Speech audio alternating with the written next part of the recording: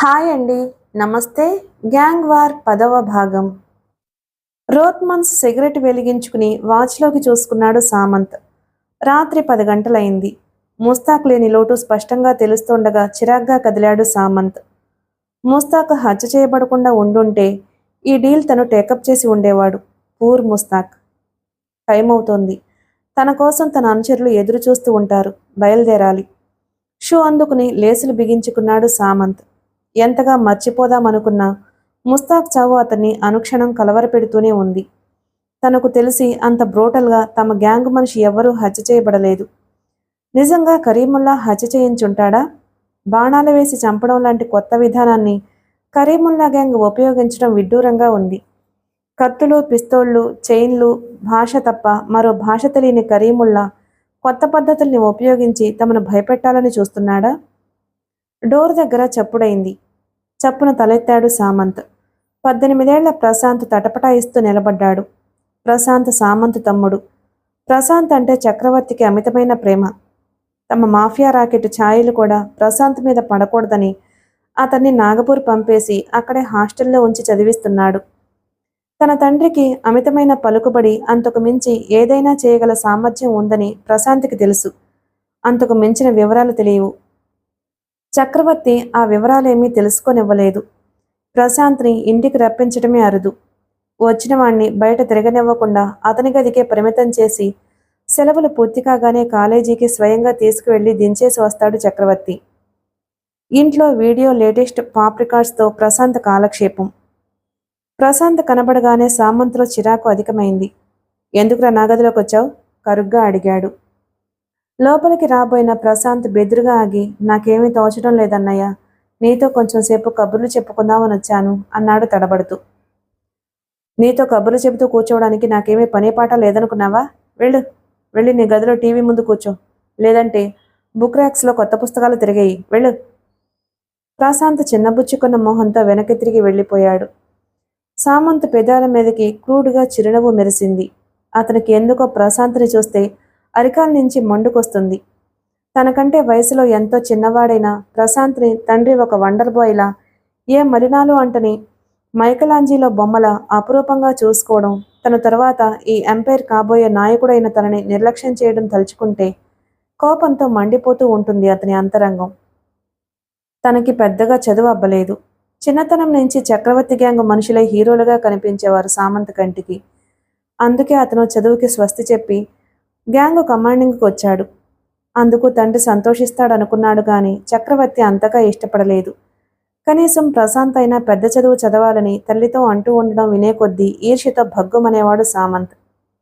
ప్రశాంత్ పేకనులిమి తండ్రి బోరుమని ఏడుస్తూ ఉంటే చూడాలన్న పిచ్చి కోరిక కూడా పుడుతూ ఉండేది అప్పుడప్పుడు. డ్రెస్సింగ్ టేబుల్ సురుగులాగి లోపల ఉన్న పిస్తోలు బయటకు తీశాడు సామంత్. ప్రత్యేకంగా ఫ్రాన్స్ నుంచే స్మగుళ్లు చేయించి తెప్పించిన పిస్తోల్ అది. క్రోమియం ప్లేటెడ్ అవడంతో తళతళా మెరుస్తూ ఉంది. మ్యాగజైన్, సరికొత్త బుల్లెట్ క్లిప్ అమర్చిన ఆ పిస్తోలు సేఫ్టీలాగా సరిగా పడింది లేంది చూసుకుని పాకెట్లో పెట్టుకున్నాడు సామంత్. ఆ రాత్రి తను నిర్వహించబోయే డ్రగ్ డీల్ నెల క్రితమే సెటిల్ చేసింది. అందుకే అవాయిడ్ చేయలేకపోతున్నాడు సామంత్. లేదంటే ముస్తాకు చావుతో చెదిరిన మనసుతో డీల్లో పాల్గొనేవాడు కాదు. పర్వతంలా తన పక్కన ఉండే ముస్తాకు లేకుండా మొదటిసారి బయటికి వెళ్తున్నాడు. తనకీసారి తోడుగా చంటి వస్తున్నాడు. చంటి అంటే చిన్నపిల్లాడు కాదు. ఆ పేరు ఎలా అతనికి స్థిరపడిందో తెలియదు కానీ ముస్తాక్ తరువాత అంతటి క్రూరుడు చంటి. చిన్న సైజు రాక్షసుల్లా ఉండే అతను ఒట్టి చేతులతో మెడలు విరిచి చంపడంలో ఎక్స్పర్టు. బీఫు, వెన్న తప్ప మరొకటి తెలియకుండా పెరిగిన శరీరం. హింస తప్ప మరో హాబీ లేని మెంటాలిటీకి మరో రూపం చంటి. చంటితో పాటు మరో 2 గ్యాంగ్ మనుషులు వస్తున్నారు. మెరుపు వేగంతో అటాక్ చేసి మాయం కాగల సమర్థులే ఆ 2. సామంత్ హాలులోకి వచ్చాడు. సోఫాలో కూర్చున్న చక్రవర్తి తలెత్తాడు. నేను వెళ్తున్నాను, తండ్రి కేసి చూసి చెప్పాడు సామంత్. జాగ్రత్త, అశ్రద్ధగా ఉండకు, సరుకు చేతికందగానే గోడౌన్కి వచ్చేయండి అన్నాడు చక్రవర్తి. తల ఊపి చకచకా బయటకు నడిచాడు సామంత్. బయట కారు దగ్గర వెయిట్ చేస్తున్నాడు చంటి. రెడీయా? సిగరెట్ ఆఖరి దమ్ములాగి విసిరి కొట్టాడు Samanth. Ready boss. Car door తెరిచాడు చంటి. సామంత్ కారెక్కాడు.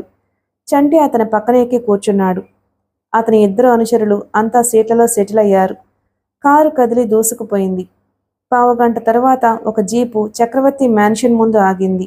అందులో నుంచి దిగాడు ఏఎస్పీ శంతన్ కుమార్. బాస్, లోపలికి వెళ్ళడానికి ఉద్యుక్తుడైన చక్రవర్తి పాషా కంఠం వినగానే ఆగి వెనక్కి తిరిగాడు. మీకోసం వైజాగ్ ఏఎస్పీ వచ్చాడు చెప్పాడు పాషా. చక్రవర్తి కనుబొమలు ముడిపడ్డాయి. ఎందుకట?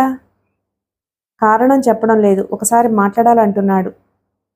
ఎంతమంది వచ్చారు? ఒక్కడే వచ్చాడు. చక్రవర్తి క్షణం ఆలోచించి సరే లోపలికి రమ్మను అన్నాడు. పాషా వెళ్ళిపోయాడు. చక్రవర్తి సిగరెట్ కేసు అందుకుని సిగరెట్ వెలిగించుకున్నాడు. ఏఎస్పీ శంతన్ స్పెషల్ పోస్టులో వచ్చిన ఐపీఎస్ ఆఫీసర్. సౌత్లో డ్రగ్ ఫ్లో క్రమంగా అధికమవుతూ ఉండడంతో యాంటీ డ్రగ్ ట్రాఫికింగ్ డిపార్ట్మెంట్ ప్రత్యేకంగా శంతన్ను డ్రగ్ ప్రోస్ ఏరియా వైజాగ్లో పోస్ట్ చేసింది. అయితే డ్రగ్స్కి సంబంధించి సౌత్లో ఏ ప్రదేశంలో అయినా అతని పరిశోధన కొనసాగించే అధికారం ఉంది. డ్రగ్ కంట్రోల్ యూనిట్ పేరిట ప్రత్యేకమైన సెల్ ఒకటి యాక్టివ్గా పనిచేస్తూ ఉంది. ఆంధ్రాలో శంతన్ లాంటి స్ట్రిక్ట్ ఆఫీసర్స్ పనిచేస్తున్నారు అందులో. చక్రవర్తి ఆలోచనల్లో ఉండగానే బూట్లు చప్పుడు చేసుకుంటూ లోపలికి వచ్చాడు శంతన్ కుమార్. అతనికి 32 వయసుంటుంది. హ్యాండ్సమ్గా ఉన్నాడు. కదలికల్లో చురుకుదనం, కళ్లల్లో తెలివితేటలు ప్రస్ఫుటమవుతున్నాయి. వెల్కమ్ టు ఏఎస్పీ సాబ్. వెల్కమ్. ఎంతో దూరం నుంచి నన్ను కలుసుకోవడానికి మీరు రావడం నాకు ఆశ్చర్యంగా ఉంది. ఎనీహౌ ప్లీజ్ బీ సీటెడ్ వినయంగా అన్నాడు చక్రవర్తి. శంతన్ తాపీగా వచ్చి కూర్చుని హాలంతా పరికించి చూశాడు. బహుశా మీరు సెర్చ్ వారెంట్తో వచ్చుంటారనుకుంటాను. ఏఎస్పీ సాబ్, మీలాంటి అధికారులకు సహకరించడానికి నేను ఎప్పుడూ వెనకాడను. మీరు నా ఇల్లు నిరభ్యంతరంగా సోదా చేసుకోవచ్చు మర్యాదగా అన్నాడు చక్రవర్తి. పోలీస్ డిపార్ట్మెంట్కి మీరు ఎంతగా సహకరించడానికి రెడీ అవుతున్నందుకు థ్యాంక్స్ మిస్టర్ చక్రవర్తి. కానీ నేను సెర్చ్కి రాలేదు, జస్ట్ ఊరికే మాట్లాడిపోదామని వచ్చాను. చెప్పండి సాబ్, నా నుంచి మీకు ఏ సాయం కావాలన్నా నిరభ్యంతరంగా చెప్పండి. మీలాంటి ఆఫీసర్స్కి సాయపడడం నా అదృష్టంగా భావిస్తాను. శంతన్ పేదాలు చిరునవ్వుతో విచ్చుకున్నాయి. తనతో ఇంత మర్యాదగా వినయంగా మాట్లాడుతున్న చక్రవర్తి సౌత్లో ఆపరేట్ చేస్తున్న మాఫియా డాన్లలో ఒకరని ఎవ్వరూ నమ్మలేరు. ముస్తాకు గురించి మీరేమైనా చెబుతారేమో అని వచ్చాను మిస్టర్ చక్రవర్తి తాపీగా అన్నాడు శంతన్. ఉలికిపాటుని నేర్పుగా కప్పిపుచ్చుకున్నాడు చక్రవర్తి. కానీ శంతన్ ఎక్స్రే చూపులు మాత్రం అతనిలో సెకండ్లో మెరిసి మాయమైన ఆందోళనని పట్టుకున్నాయి. ముస్తాక్ అంటే ఏలూరు దగ్గర యాక్సిడెంట్లో మరణించిన వ్యాను డ్రైవర్ గురించి కదూ మీరు చెబుతున్నది? కన్ఫర్మేషన్ కోసం అన్నట్లు అమాయకంగా అడిగాడు చక్రవర్తి. హిపోక్రసీ వద్దు మిస్టర్ చక్రవర్తి. ముస్తాక్ మీ హెంచ్మెన్ అని నాకు బాగా తెలుసు. అతను వ్యాన్లో తెస్తున్న సరుకు మీదని తెలుసు. ఆధారాలు దొరికాయా ఏఎస్పీ సాబ్? నిదానంగా అడిగాడు చక్రవర్తి. ఆధారాలు దొరికి ఉంటే కథ మరోలా ఉండేది చక్రవర్తి. ముస్తాక్ను చంపింది ఎవరో తెలుసుకునే ప్రయత్నంలో ఉన్నాను నేను. అందుకే ముస్తాక్ వివరాల కోసం వచ్చాను. ఏఎస్పీ సాబ్, నాకు చాలా వ్యాపారాలున్నాయి. అన్నీ చట్టబద్ధమైనవే. ఆ వ్యాపారాలు నిర్వహించడానికి నా దగ్గర అనేక మంది ఉద్యోగాల్లో చేరుతూ ఉంటారు. ఇష్టం లేకపోతే మానేస్తూ ఉంటారు. అతను అలాగే కొంతకాలం నా దగ్గర పనిచేసి ఉండొచ్చు. అంత మాత్రం చేత అతని జీవిత విశేషాలు నాకు తెలియవలసిన అవసరం లేదు. శంతన్ చూపుడు వేలుతో గడ్డం రాసుకున్నాడు. మీ నుండి ఇంతకంటే కరెక్ట్ సమాధానం రాదని తెలిసి నేను ఎందుకు వచ్చానో తెలుసా చక్రవర్తి? క్షణం ఆగాడు శంతన్. చక్రవర్తి ఉత్సుకతగా చూశాడు. ముస్తాక్ని నీ రైవల్ గ్యాంగ్ కరీముల్లా బ్యాచ్ చంపిందని మీరు నిర్ణయించారని తెలిసింది. మీ కక్షలు తీర్చుకోవడానికి రోడ్డు మీదకి వచ్చి గ్యాంగ్ వార్ని స్టార్ట్ చేస్తే ఆ మారణ హోమంలో ఎంతోమంది అమాయకులు బలి కావచ్చు. రాష్ట్రంలో శాంతి భద్రతలు దెబ్బతినొచ్చు. అందుకే హెచ్చరిస్తున్నాను. నీ గ్యాంగు ఎటువంటి స్ట్రీట్ వార్ని మొదలు పెట్టాలనుకున్నా నా నుంచి వచ్చే రియాక్షన్ చాలా సీరియస్గా ఉంటుంది అని గుర్తుపెట్టుకో. లేచి నిలబడ్డాడు శంతన్. అప్పుడే పాషా పంపిన పని మనిషి టీ కప్పులతో వచ్చింది.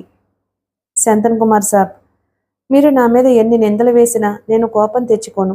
కానీ మొదటిసారి మా ఇంటికి వచ్చారు. టీ అయినా తాగి వెళ్ళండి. థ్యాంక్ యూ చక్రవర్తి. నీ ఇంట్లో కూర్చుని కాఫీలు విస్కీలు తాగే ఆఫీసర్లు చాలామంది ఉన్నట్టున్నారు. నేను మాత్రం అందులో ఒకడిని కాదు. Good bye.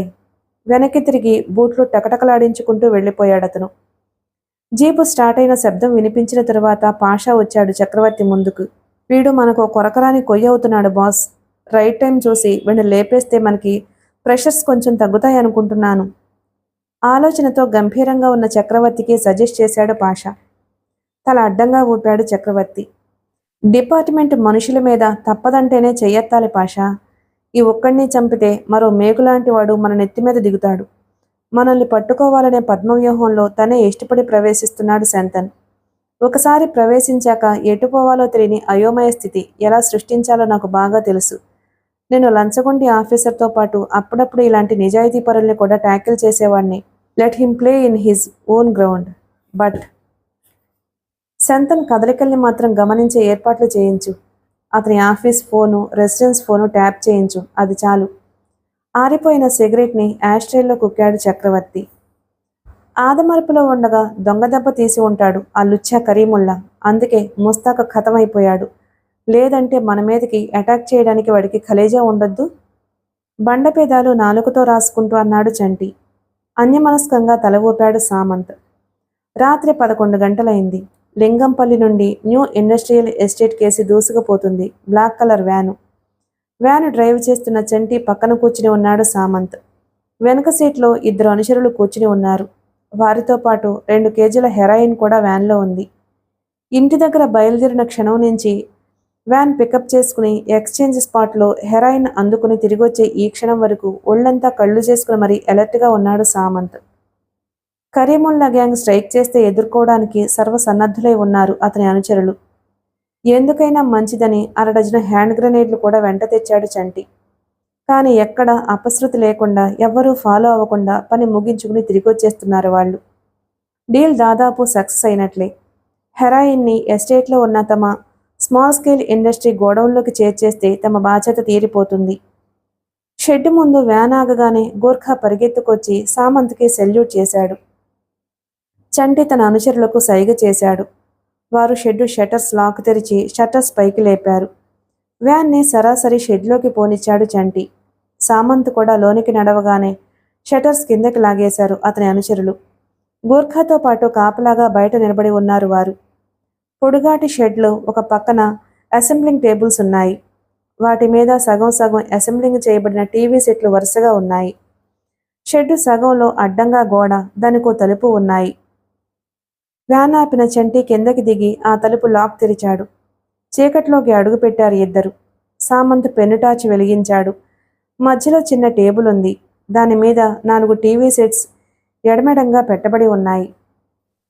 చంటి తన చేతిలోని లెదర్ బ్యాగ్ నుండి టూల్స్ బయటకు తీసి ఆ టీవీ సెట్ల క్యాబినెట్ బ్యాక్ కవర్లను ఊడదీశాడు. లోపల పిక్చర్ ట్యూబ్కి అటాచ్ చేయబడి ఉన్న క్యాబిన్ని చేతితో పట్టుకుని లాగాడు. అది సున్నితంగా ఊడొచ్చేసింది. ట్యూబ్ వెనక వైపున 1 అంగుళం వెడల్పున రంధ్రం బయటపడింది. సామంత్ తన బ్యాగులో ఉన్న బాక్స్ తెరిచాడు. అందులో టిట్బిల్స్ ప్యాకెట్ల కంటే మరీ చిన్న తెల్లని ప్యాకెట్లు బయటికి తీశాడు సామంత్. పిక్చర్ ట్యూబ్లలోకి ఆ ప్యాకెట్లు సున్నితంగా దూర్చి లోపలికి తోశాడు. ఒక్కో ట్యూబ్లో 1/2 కేజీ చొప్పున 2 కేజీల హెరాయిన్ 4 టీవీ ట్యూబ్లలోకి తోసేశాక క్యాబిన్ని మామూలుగా అమర్చి క్యాబినెట్ కవర్లు బిగించి వేశాడు చంటి. అమాయకంగా కనపడుతున్న ఆ ఆర్డినరీ బ్లాక్ అండ్ వైట్ టీవీలు తమ కడుపులో అతి ఖరీదైన డ్రగ్ని దాచుకున్నట్లు ఎవ్వరూ అనుమానించలేరు. రేపటి ఉదయం ఆ 4 టీవీలు మిగిలిన సెట్లలో కలిసిపోయి 4 జిల్లా కేంద్రాలలో ఉన్న డీలర్లను చేరుకుంటాయి.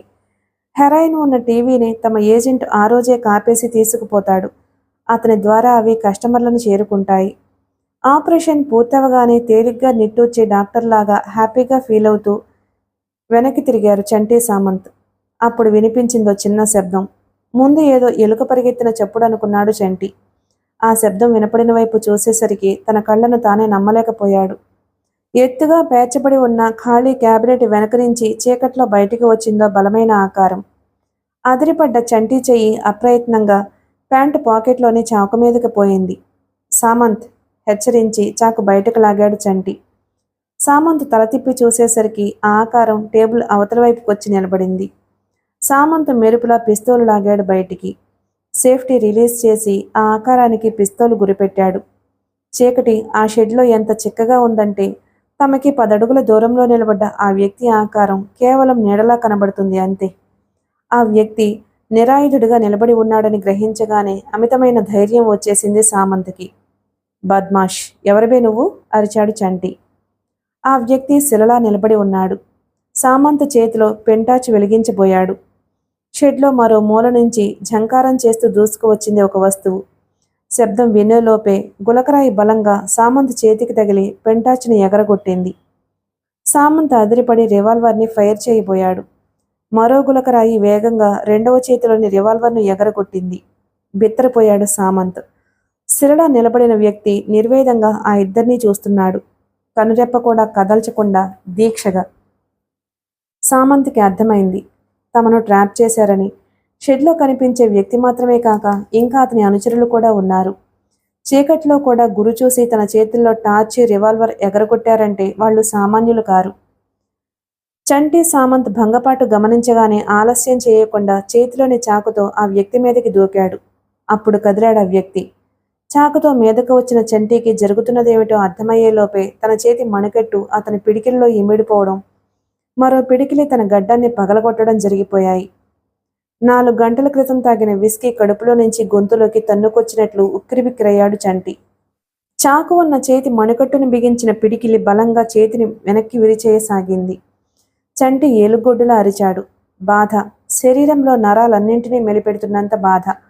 బలమంతా ఉపయోగించుకుని పిడికిలి పట్టు విదిలించుకోవాలని ప్రయత్నిస్తూ ఎడమ చేతిని బిగించి ఆ వ్యక్తి గుండెల మీద గుద్దబోయాడు చంటి. సరిగ్గా అదే సమయంలో మెరుపుల చంటి కుడి చేతి మణికట్టుని పూర్తిగా వెనక్కి వంచాడా వ్యక్తి. కలుక్కుమన్న శబ్దం. అతని చెయ్యి మణికట్టు దగ్గరగా విరిగిపోయింది. చంటి కేక ఆ షెడ్డులో మారుమోగింది. అంతవరకు చేష్టలుడికి చూస్తున్న సామంత్ హఠాత్తుగా స్వప్నావశిష్టత నుంచి బయటపడ్డట్టు కదిలాడు. షెడ్డు బయట ఉన్న అనుచరులను చేరుకునే ప్రయత్నంలో వెనక్కి తిరిగి పరిగెత్తబోయాడు. కాళ్ళకి సడన్గా ఏదో అడ్డం వచ్చి దభేళ్ల పడిపోయాడు. సరిగ్గా గుమ్మం ముందు సామంత్. గడ్డాన్ని బలంగా తాకింది నేల. నాలుక పళ్ల మధ్య పడి తెగింది. కళ్ళు బైర్లు కమ్మి బాధగా మూలిగాడు సామంత్. దెబ్బల బాధ కంటే ప్రాణభయం అతని అణువణువుని వణికిస్తోంది. ముస్తాక్ను చంపిన శత్రువు ఈరోజు తన మీద కూడా దాడికి పాల్పడ్డాడంటే అతని రెండవ టార్గెట్ తనే. తన ప్రాణం తీయకుండా వదలడు. శక్తినంతా కూడదీసుకుని లేవడానికి ప్రయత్నించాడు సామంత్. చీకట్లో బలమైన బరువైన పదార్థం ఒకటి విసురుగా అతడి తలను తాకింది. ఈసారి కళ్ల ముందు చీకటి కూడా మాయమై నక్షత్రాలు మెరిశాయి. తనకి స్పృహ తప్పబోతుంది అని అర్థం కాగానే పెద్దగా అరవాలనుకున్నాడు సామంత్. కానీ అతని కోరిక కార్యరూపం దాల్చకముందే తెలివి తప్పి నేల మీద తలవాల్ చేశాడు. చంటి రెండో వైపున ప్రత్యర్థిని ఎదుర్కోవడానికి తన సర్వశక్తులు ఒడ్డుతున్నాడు. కానీ లాఘవంగా ప్రత్యర్థి అతన్ని దెబ్బతీస్తున్నాడు. పోరాటం తీవ్రతరమైంది. కేవలం ఎడమ చెయ్యి మాత్రం యాక్టివ్గా మిగిలి ఉన్న చంటి అలసిపోయాడు. ఎనుబోతులాంటి అతని మనసులో హఠాత్తుగా భయం మొదలైంది. అదే క్షణంలో అతని రెండవ చెయ్యి ప్రత్యర్థి చేతికి చిక్కింది. అదిరిపోయాడు చంటి. ప్రత్యర్థి అతడి చేతిని ఒడుపుగా పట్టుకుని మోచేతి వరకు చిరుకుగడ విరిచినట్లు విరిచేశాడు. చంటి గొంతులో నుండి ఆర్తనాదం బయటికి రాకముందే ప్రత్యర్థి పిడికిలి దారుణమైన దెబ్బను ప్రజెంట్ చేసింది. నోస్ బోన్ తపక్కమంటూ చితికిపోయి ముందు పళ్ళు 3 ఊడి రక్తంతో నిండిపోయింది చంటి మొహం. ఎంతటి బలవంతుడైనా మెడ విరిచి కోడిపిల్లను చంపేసినట్లు చంపేయగలడన్న ఖ్యాతిగల చంటి ఇప్పుడు మృత్యుభయంతో అల్లాడిపోతున్నాడు. మరో బలమైన దెబ్బ అతని 2 కాళ్లను తాకింది. సున్నితమైన మోకాలి జాయింట్ విడిపోయి నేలకూలిపోయాడు చంటి. సరిగ్గా అప్పుడు తగిలింది మరింత బలంగా అతని మెడ మీద మరో దెబ్బ. ఈసారి చంటి అరవలేదు. అతని మెడ ఎముక పటుక్కున విరిగిపోయి మొదలు నరికిన చెట్టులా కూలిపోయాడతను. అతని శరీరం క్షణకాలం గిలగిల్లాడి తరువాత నిశ్చలమైపోయింది. ఒక క్షణం నిలబడిపోయిన పాండు నేలకూలిన చంటిని చూశాడు. చేతులకి తగిలించుకున్న స్ప్లిట్ బకిల్స్ తీసుకుంటుండగా వచ్చాడు రెండవ పక్క నుంచి విఠల్. మన పని పూర్తయింది, ఇక పద, కామ్గా అన్నాడు పాండు. ఇద్దరూ షెడ్డుకి రెండో వైపున ఉన్న షట్టర్స్ కేసి నడిచారా చీకట్లో. శ్మశాన నిశ్శబ్దం తాండవిస్తుంది ఆ హాలులో. తెల్లవారడానికి కేవలం 2 గంటలు మాత్రమే వ్యవధి ఉంది. హాలులో ఉన్నవారు ఏదో సంతాప సభకు వచ్చినట్లు తలలు వంచుకుని నిల్చున్నారు. చక్రవర్తి దెబ్బతిన్న పులిలా గాంటిస్తున్నాడు. అతనికి కొంచెం దూరంగా మొహానికి నుదుటి మీద ప్లాస్టర్లు అతికించుకుని కూర్చుని ఉన్నాడు సామంత్. అతని మొహం జేవురించుకుపోయి ఉంది. చక్రవర్తి ముఖ్యానుచరులు వారి ముందు నిలబడి ఉన్నారు. ప్రతి ఒక్కరి మనసు ఆవేశంతో రగిలిపోతుంది. నేల మీద వెల్లకిలా పడి ఉంది చంటి శవం. అది శవంలా లేదు, పోస్టుమార్టం చేయబడ్డ దేహంలా ఉంది. విరిగిన ఎముకలు చర్మాన్ని చీల్చుకొచ్చి దాని మీద రక్తం గడ్డకట్టి భయానకంగా కనపడుతుంది చంటి శవం. తన అధికారాన్ని మొదటిసారి సవాల్ చేస్తున్నట్లు కనబడుతోంది ఆ శవం చక్రవర్తికి. ఇంతవరకు తన మాటే శిలాశాసనంగా తన దారికి అడ్డు రాగలిగే వాళ్ళు ఎవ్వరూ లేకుండా ఏకఛత్రాధిపత్యంగా తను పాలించిన సామ్రాజ్యాన్ని కూలదోయడానికి పూనుకున్న ఒక మహాశక్తి శాంపిల్గా ఆ మాట చెబుతున్నట్టు కనబడుతోంది చంటి శవం. ఆ ఇద్దరిని నువ్వు గుర్తుపట్టలేవా? బజార్లో ఆపి ఠక్కున అడిగాడు చక్రవర్తి. కష్టం. అంత చీకట్లో ఇద్దరి మొహాలు చూసే అవకాశం దొరకలేదు చెప్పాడు సామంత్. డామిట్! పిడికిలి బిగించి అరచేతిని గుద్దాడు చక్రవర్తి. నన్నే ఛాలెంజ్ చేసి ఎదురు రావాలని ప్రయత్నిస్తున్న ఆ అల్పాయుష్కుడు ఎవరు?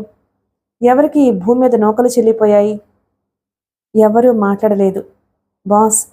క్షణం మౌనం తర్వాత మెల్లగా అన్నాడు పాషా. ఏమిటి? మొన్న ముస్తాక్, ఈరోజు చంటి, వీరి హత్యల వెనుక ఏదో బలీయమైన కారణం ఉందని అనుకుంటున్నాను బాస్. కారణం అంటూ ప్రత్యేకం ఏముంటుంది? నా గ్యాంగుని దెబ్బతీసి తను పైకి రావాలని కరీముల్లా చేసే ప్రయత్నం ఇది. కరీముల్లా ఆ ఉద్దేశంతో ఇలా హత్యలు చేస్తున్నట్లయితే చేతికి చిక్కిన సామంత్ని ఎందుకు వదిలేశాడు? 2 కేజీల హెరాయిన్ని కనీసం వేలితో కూడా ఎందుకు ముట్టుకోలేదు? అది వాడి అహంకారం. చేతికి దొరికినా చంపకుండా వదిలేయడానికి కారణం తన గొప్పతనం మీకు స్వయంగా నేను చెప్పాలన్న ఉద్దేశం అయి ఉంటుంది అన్నాడు సామంత్. మరి హెరాయిన్ ముట్టుకోకపోవడం? పారిపోయే తొందరలో హెరాయిన్ కోసం ఆగడానికి ఇష్టపడుండడు విసుగ్గా అన్నాడు మళ్ళీ. ఏమో బాస్, మనం తొందరపడి కరీముల్లాని ఈ హత్యలకు కారకుల్లా అంచనా వేయటం అంత మంచిది కాదేమో అనిపిస్తుంది. కరీముల్లా చేతిలో బలమైన కిల్లర్స్ ఉన్నారు. అతని తమ్ముళ్ళు కూడా సమర్థులే, కాదనను. కానీ ఆ కారణంగా మనతో గ్యాంగ్ వారికి అతను సిద్ధమవుతాడని మాత్రం అనుకోను. మనం విజృంభిస్తే కరీముల్లా గ్యాంగుని సమూలంగా తుడిచిపెట్టేయగలమని అతనికి బాగా తెలుసు. నాన్సెన్స్! అతను తప్ప మరొకడికి మన మీద అటాక్ చేసే అవసరం లేదు. ఆ బాస్టర్డ్ తెరచాటు నుంచి ఆడుతున్న నాటకమే ఇది.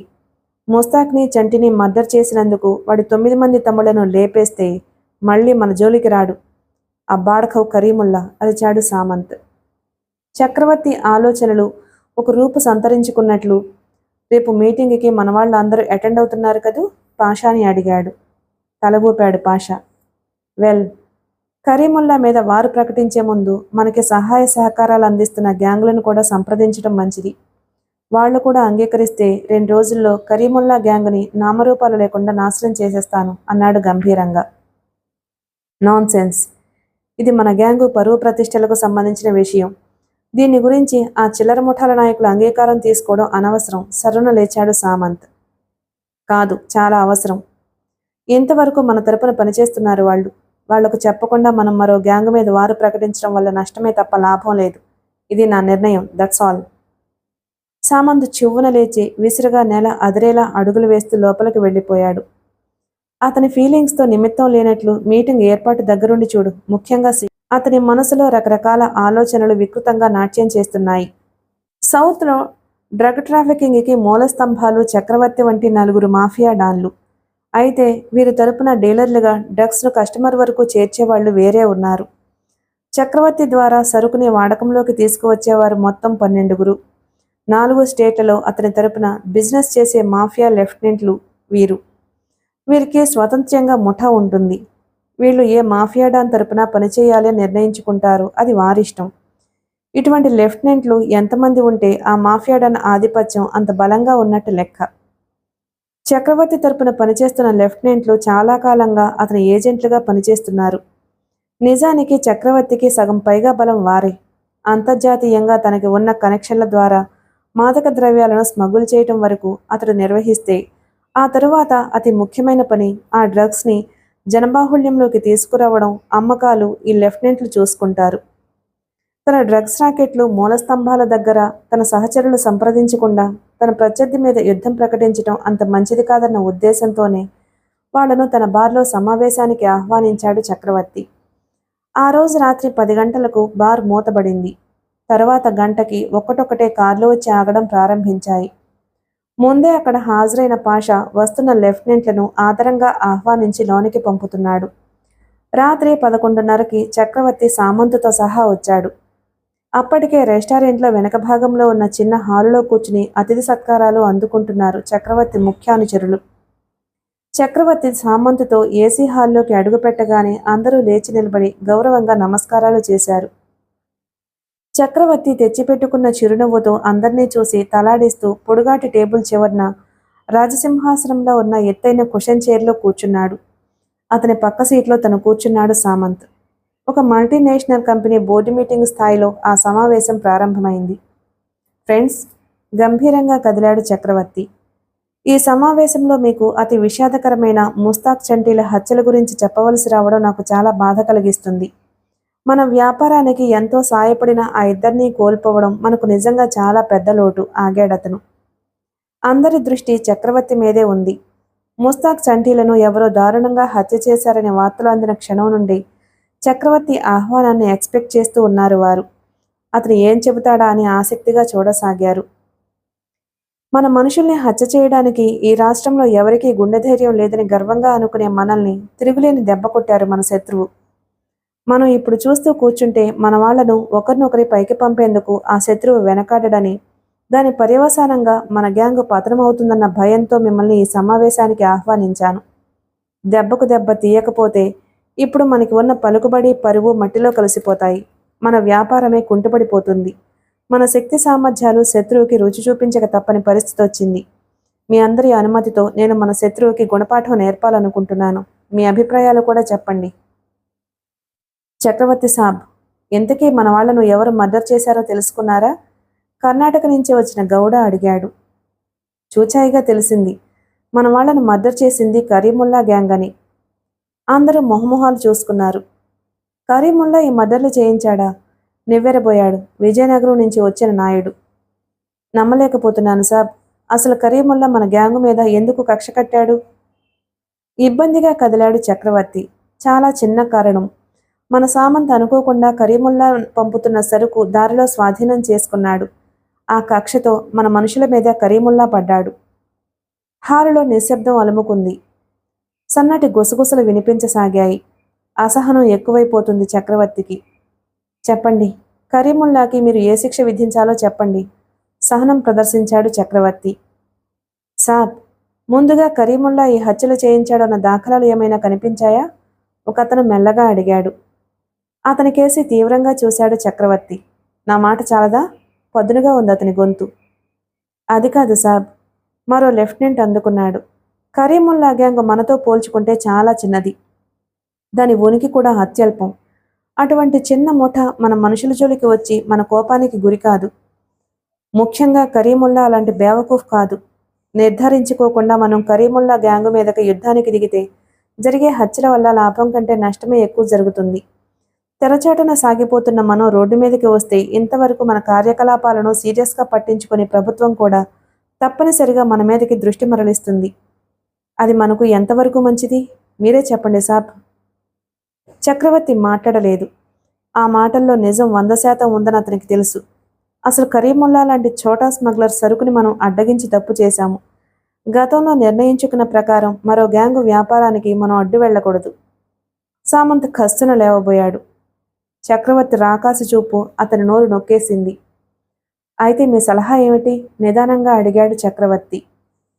అందరూ క్షణం ఆలోచిస్తున్నట్లు మొహం పెట్టారు. చక్రవర్తి సాబ్, ప్రస్తుత పరిస్థితిలో మన మిత్రులెవరూ గ్యాంగ్ వారికి సుముఖంగా లేరు. అందుకు కారణాలు మీకు తెలుసు. అవసరం అనుకుంటే ఎంత శక్తిమంతుడు అధికారాలు కలవాడు అయినా ప్రాణాలు తీయడానికి వెనకాడనవసరం లేదు. కానీ అనవసరంగా అతి సామాన్యుణ్ణి కూడా హత్య చేసి ప్రజల దృష్టిని దాని మీదకు మళ్లించటం వల్ల ఎంత అనర్థం సంభవిస్తుందో మీకు తెలుసు. అందుకే ఈ హత్యలు కరీముల్లా చేయించాడా లేదా అన్నది ముందుగా ఆధారాలతో సహా నిర్ణయించుకోవాలి. కరీముల్లాని మీరు ఒకసారి కలుసుకోవడం మంచిదని నా ఉద్దేశం. సామంత్ మొహంలో రక్తం చిమ్ముకొచ్చింది. Non sense! గది దద్దరిల్లేలా అరుస్తూ లేచి నిలబడ్డాడు సామంత్. కరీముల్లా లాంటి లోఫర్ని మర్యాదగా ఆహ్వానించి మంతనాలు జరిపించవలసిన అవసరం మనకు లేదు. ముందుగా వాడిని ఎముకలు విరగొట్టి ముద్దలా చేసి రోడ్డు మీద పారేస్తే వాడి తమ్ముళ్ళు చచ్చినట్టు మన కాళ్ల బేరానికి వస్తారు. అందుకు మీరు భయపడినా నేను భయపడను. వాడి ప్రాణం తీయందే నేను ఊరుకోను. ఆ ఏసీ రూంలో అతని మాటలు మారుమోగాయి. అందరూ చక్రవర్తి వైపు చూశారు. సామంత్, కటువుగా అరిచాడు చక్రవర్తి. ఇక్కడ నిర్ణయాలు తీసుకునే అధికారం నాకు మాత్రమే ఉంది. Shut your bloody mouth and get out. చివ్వున చక్రవర్తి వైపు తిరిగాడు సామంత్. అతని కళ్లల్లో నుండి అసహ్యం ప్రవహిస్తోంది. స్ట్రాటజీ పేరిట పిరికిదనం ప్రదర్శించే దద్దమ్ములు మీరంతా. మీలాంటి వారి వల్లే ఇంత పెద్ద గ్యాంగు కూడా తల వంచుకుని ఒకచోట స్మగ్లర్ ముందు నిలబడవలసి వస్తుంది. మీ ఇష్టం వచ్చినట్టు చేసుకోండి. నేను మాత్రం ముస్తాక్ చంటీల ప్రాణాలకు ప్రతీకారం తీర్చుకోకుండా మాత్రం వదలను. ఉరుములా ఉరిమి పెద్ద పెద్ద అంగలతో గదిలో నుంచి బయటకు వెళ్ళిపోయాడు సామంత్. గదిలో అందరి మొహాలు కుంకుమ పువ్వు రంగుకు తిరగడం గమనించి తన కొడుకు తొందరపాటుకి మనసులోనే అతన్ని తిట్టుకుంటూ, సామంత్ ఆవేశంలో ఉన్నాడు ఫ్రెండ్స్. అతను ఇంకా అనుభవం లేని కుర్రాడు. వాడి మాటలు మీరు పట్టించుకోకండి. నేను కరీముల్లానే స్వయంగా పిలిచి మాట్లాడతాను. ఇట్స్ మై ప్రామిస్ మృదువుగా అన్నాడు చక్రవర్తి. అందరూ కించిత్ శాంతించారు. చక్రవర్తి సాబ్, ఆవేశాల వల్ల అనర్థాలు తప్ప మరేం జరగవు. కత్తులు పుచ్చుకుని రోడ్డు మీద పడే ముందు అది ఎంతవరకు సమంజసమో మీరు నిర్ణయిస్తే బావుంటుంది. కరీముల్లాతో మాట్లాడిన తరువాత అతని హత్యలకు కారణమని తేలితే అందుకు ప్రతీకారం ఎలా తీర్చుకోవాలో, పోలీసుల దృష్టి మన మీద పడకుండా వాళ్ళని ఎలా క్లోజ్ చేయాలో మరోసారి సమావేశమై ఆలోచిద్దాం అన్నాడు సిద్ధప్ప. నేను అంగీకరిస్తున్నాను మనస్ఫూర్తిగా అన్నాడు చక్రవర్తి. మన ప్లాన్కి ఒక ఆటంకం రాబోతుంది. గంభీరంగా అతనన్న మాటలకు చిత్రంగా చూశారు లఖన్ నందూలు. ఏమిటది కార్తీక్? ఇద్దరు ఒకేసారి అడిగారు.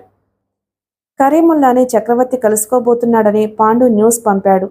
రాత్రి జరిగిన మాఫియాడాన్ల సమావేశంలో చక్రవర్తి లెఫ్టినెంట్లు ఈ సలహా ఇచ్చారట. సాలోచనగా అన్నాడు కార్తీక్. ఆ ఇద్దరూ కలుసుకుంటే మనం ఊహించిన దానికంటే భిన్నమైన పరిస్థితులు ఏర్పడతాయి. నందు దీర్ఘంగా ఆలోచిస్తున్నట్లన్నాడు. అవును, వాళ్ళిద్దరిని కలుసుకొనివ్వకూడదు దృఢంగా అన్నాడు లఖన్. కార్తీక్ మాట్లాడలేదు. ఆ ఉదయమే పాండు రహస్యంగా మాఫియాడాన్ల సమావేశంలో డాన్లకి చక్రవర్తికి జరిగిన సంభాషణ పోసగుచ్చినట్లు చెప్పాడు. సామంత్ అలిగి మధ్యలోనే వెళ్ళిపోవడం గురించి కూడా చెప్పాడు. వాళ్ళని కలుసుకొనివ్వకుండా ఆపడం కంటే కలుసుకొనివ్వడమే ఉత్తమం. పరిశీలనగా కార్తీక్ మోహంలోకి చూసి, నీ ఉద్దేశం నాకు అర్థం కాలేదు కార్తీక్ అన్నాడు నందు. చెబుతాను. ముందు కరీముల్లా చక్రవర్తిని ఎప్పుడు ఎలా కలుసుకుంటున్నాడో వివరాలు తెలియాలి గంభీరంగా అన్నాడు కార్తీక్. ఆ విషయం నాకు వదిలేయ్ బాస్. పూర్తి వివరాలు 2 గంటల్లో అందిస్తాను లేచి నిలబడుతూ అన్నాడు నందు.